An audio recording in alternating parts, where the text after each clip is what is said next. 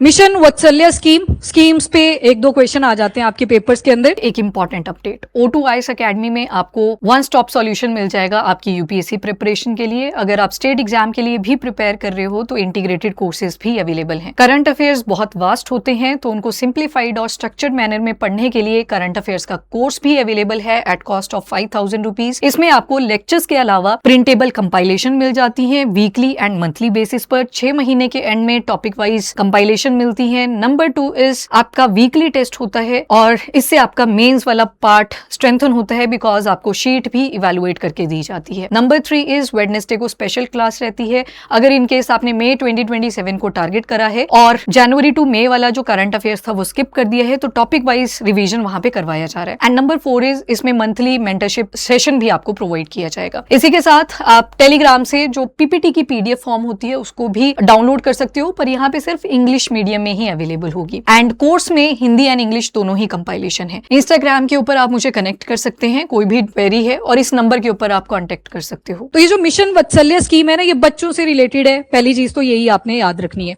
तो इसको पहले रीड ही कर लेते हैं, इन पॉइंट्स को इग्नोर करो। सेंट्रली स्पॉन्सर्ड स्कीम है ये, मतलब सेंटर एंड स्टेट दोनों ही इसके ऊपर पैसा लगाएंगे। रेशोज डिसाइड कर लिए जाते हैं और जहां पे बहुत सारे रेशोज आ जाते हैं, ज्यादातर क्या रहता है पैटर्न, या तो 50:50 का रहता है। सेंट्रली स्पॉन्सर्ड स्कीम की जब भी बात हो, एक 50:50 का रेशियो रहता है। मैक्सिमम टाइम हो सकता है कि जहां पे स्टेट के पास ठीक ठाक फंड है तो वहां पे 50:50 भी कर दिया जाता है। 90:10 ये वाला जो स्ट्रक्चर है ज्यादातर हिमालयन स्टेट्स में आती है, हिमाचल प्रदेश वगैरह आ गया, उत्तराखंड आ गया।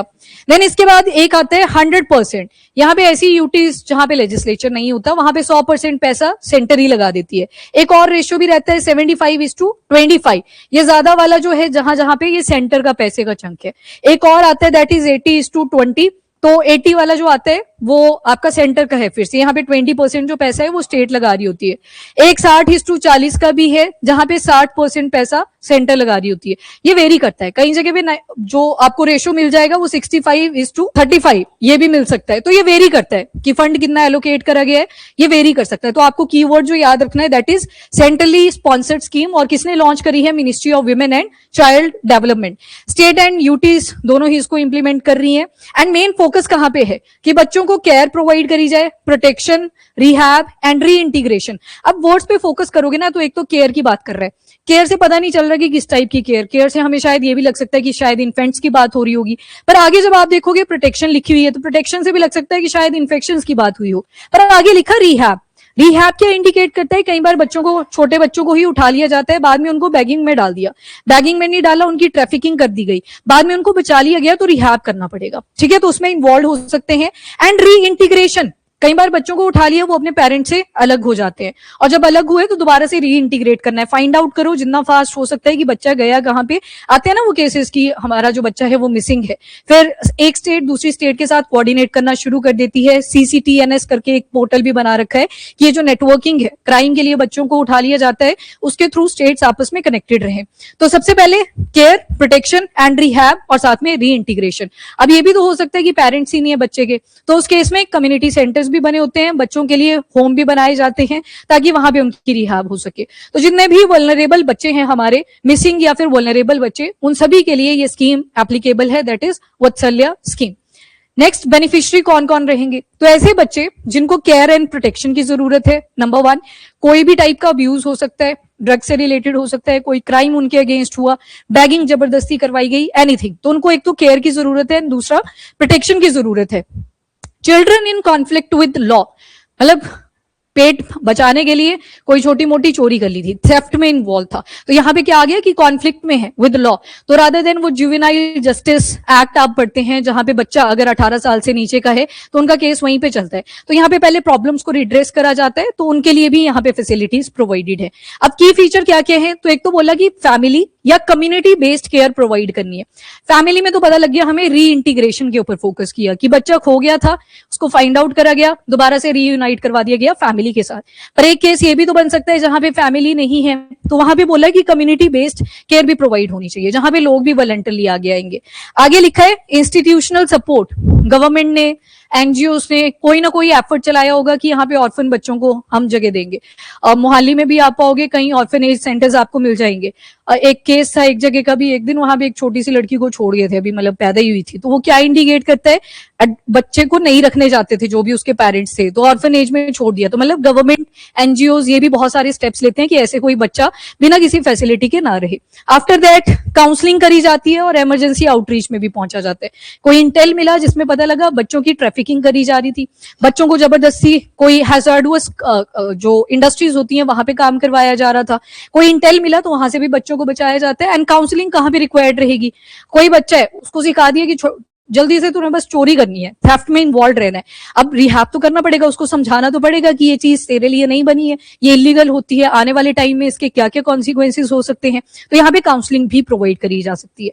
तो आप क्या देख रहे हो, जो मिशन वात्सल्य स्कीम है इसमें जो बच्चे जिनको केयर एंड प्रोटेक्शन चाहिए, प्लस जो लॉ के साथ कॉन्फ्लिक्ट में आ चुके हैं, सारी फैसिलिटी इनको प्रोवाइड करी जा रही है कि इनको दोबारा से रिहैब करा जा सके। मतलब जैसी एक जिंदगी बच्चे को मिलनी चाहिए वो सारी चीजें इसमें इंक्लूड करी है। काफी कॉम्प्रिहेंसिव स्कीम है। बाकी इंस्टीट्यूशनल में जैसे चाइल्ड केयर इंस्टीट्यूशन आगे, चिल्ड्रंस होम आगे, ऑब्जर्वेशनल होम आगे। नॉन इंस्टीट्यूशनल केयर में कई लोग अडॉप्शन भी कर लेते हैं, ऑर्फनेज में जाते हैं ना कि बच्चा अडॉप्ट करना है, तो एक अडॉप्शन नॉन इंस्टीट्यूशनल केयर में माना जाता है। इंस्टीट्यूशनल मतलब प्रॉपर बिल्डिंग बनी है, इंफ्रा बना है और ये एक पर्टिकुलर मोटो के लिए ही है। नॉन इंस्टीट्यूशनल की बात करें, पेरेंट्स आए वो अडॉप्ट करना चाहते हैं बच्चे को, तो अडॉप्शन नॉन इंस्टीट्यूशनल में काउंट करा जाता है। देन फॉस्टर केयर, किसी को अगर लगता है कि हम इनको, रुक जाओ देख लिया मैंने। फॉस्टर केयर का मतलब होता है कि जैसे हो गया चाचा है, ताया है, किसी की डेथ हो जाती है मदर की, तो दूसरे ने बोला कि मैं इनको नर्चर कर दूंगा, तो मतलब ऐसे नहीं छोड़ा, तो वहां पे क्या हुआ, रीइंटीग्रेशन फिर से फैमिली के साथ हुई। तो नॉन इंस्टीट्यूशनल का मतलब है जब कम्युनिटी खुद से पार्टिसिपेट करती है। वो ये काम नहीं कर रहे थे, जैसे ऊपर दिखा चाइल्ड केयर इंस्टीट्यूशन, ये काम ही ये कर रहे थे कि जो बच्चे जिनको केयर एंड प्रोटेक्शन की जरूरत है, पर नॉन इंस्टीट्यूशनल काम थोड़ी कर रहे थे। हो सकता है जरूरत है, हो सकता है अपना बच्चा नहीं करना था तो अडॉप्शन कर ली, तो मल्टीपल रीजन हो सकते। जैसे बच्चे को लेके आए कि ये थेफ्ट में इन्वॉल्व था या ट्रैफिकिंग हो रही थी किसी बच्चे की, तो पहले उस बच्चे को ऑब्जर्व करा जाएगा कि इसके साइकोलॉजिकल फिजियोलॉजिकल चेंजेस क्या हुए बॉडी के अंदर। ऑब्जर्वेशन मतलब बच्चे को अंडरस्टैंड करना पहले कि ये बच्चा किस सिचुएशन से सफर कर रहा है। मैंने बोला एनजीओज भी हो सकते हैं, दोनों आ जाते हैं इसमें, ठीक है। तो इनकी जो रहती है वो सारी काउंसलिंग प्रोसेस चलती है। ऑब्जर्वेशन रूम भी एक प्रॉपर इंफ्रा है, ऐसा नहीं कि एक ही कमरे में रखा, पर बच्चे के ऊपर चेक रखा जाता है कि कैसे कैसे चेंजेस इस बच्चे के अंदर आ रखे हैं। फिर उनको नॉर्मल पाथवे पे तो लेके आना है, जब वो कॉन्फ्लिक्ट में आ चुके थे लॉ के, या फिर उनके साथ कुछ बुरा हुआ था, तो दोबारा से वापस भी तो लेके आना है एक नॉर्मल लाइफ पे। तो इसी वजह से करी जाती है, डिपेंड करता है बच्चे को रिहैब में कितने टाइम लग गए। Okay, next is legal provision. जैसे कि मैंने बोला आपको, एक जुवेनाइल जस्टिस एक्ट भी है जिसके अंडर ये सारे केसेस चलते हैं अगर बच्चे इन्वॉल्व रहते हैं किसी क्राइम के अंदर। तो सेक्शन 55 ये प्रोवाइड करता है एक periodic evaluation juvenile justice board की, चाइल्ड वेलफेयर कमेटीज की, special juvenile police unit and child care institution कि बच्चों के साथ कैसे पेश आना है, एक अडल्ट के साथ कैसे पेश आना है, दोनों वेरी करते हैं। तो जुवेनाइल जस्टिस एक्ट सेक्शन 55 के अंदर सबको मैनेज किया जाता है कि कैसे आप बच्चों के साथ ट्रीट करेंगे। जो पीछे आपने पढ़ी ना डिटेलिंग, उसी से रिलेटेड यहाँ पे इन्फो मिलती है। आपको सिर्फ सेक्शन 55 याद रखना है, जुवेनाइल जस्टिस एक्ट ऑफ 2015 का, कि जितने भी ये बोर्ड बनते हैं इंस्टीट्यूशनल, जो आपने सारे एग्जांपल्स देखे, बच्चे को कैसे ट्रीट करना है इनके ऊपर भी चेक रखा जाता है, तो इसी सेक्शन के अंडर है। बाकी एक डिजिटल प्लेटफॉर्म भी इसमें इंटीग्रेट कर दिए हैं। आज के टाइम पे हम डिजिटलाइज हुए जा रहे हैं, बड़े सारे पोर्टल्स निकल के आते हैं। तो वैसे ये एक ट्रैक चाइल्ड पोर्टल है, ट्रैक चाइल्ड से ही पता लग रहा है, आपने एक मिसिंग रिपोर्ट इसके ऊपर रजिस्टर कर दी कि ये बच्चा इस जगह से लॉस हो गया था या मिस हो गया था, फिर ये आगे जो पुलिस होगी वो आगे के साथ कोऑर्डिनेशन करेगी, उनके पास चला गया ना पोर्टल के थ्रू ही डेटा। अब अलग से आपको कॉल थोड़ी करनी पड़ेगी, यहाँ पे भी सर्च करना शुरू कर दो, वो पोर्टल के थ्रू ही चलेगी। एक और पोर्टल है खोया पाया, खोया मतलब मिसिंग एंड पाया मतलब साइटेड, कि दिखा था हमें जो सेम पिक्चर इन पोर्टल के ऊपर अपलोड करी गई थी। एक घर है गो होम एंड रीयूनाइट, यहाँ भी हो सकता है कोई किडनैपिंग का केस हो, कहीं पे उसको बेचा जा रहा था बच्चे को, तो यहाँ पे अगर फाइंड आउट कर लिया गया तो इस पोर्टल के ऊपर वो भी अपलोड होता है।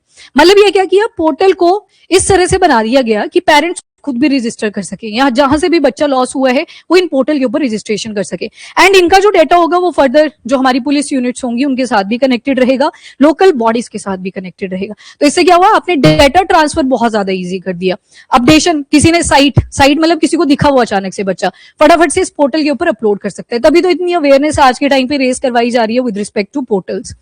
Next is CCTNS। CCTNS याद रखना, ये आपका crime and criminal tracking network and system है। अब इसके नाम से ही पता लग रहा है क्राइम को भी ट्रैक करते हैं, जो भी एक्टिविटीज चल रही हैं, ऑर्गेनाइज्ड हो सकती हैं, अनऑर्गेनाइज्ड हो सकती हैं, ये हमारे जितने भी बच्चों से रिलेटेड FIRs हैं उसमें भी यूज होता है। मतलब क्राइम्स जो भी चल रहे हैं आज के टाइम पे उसका ट्रैक रिकॉर्ड रखने के लिए CCTNSP बनाया हुआ है।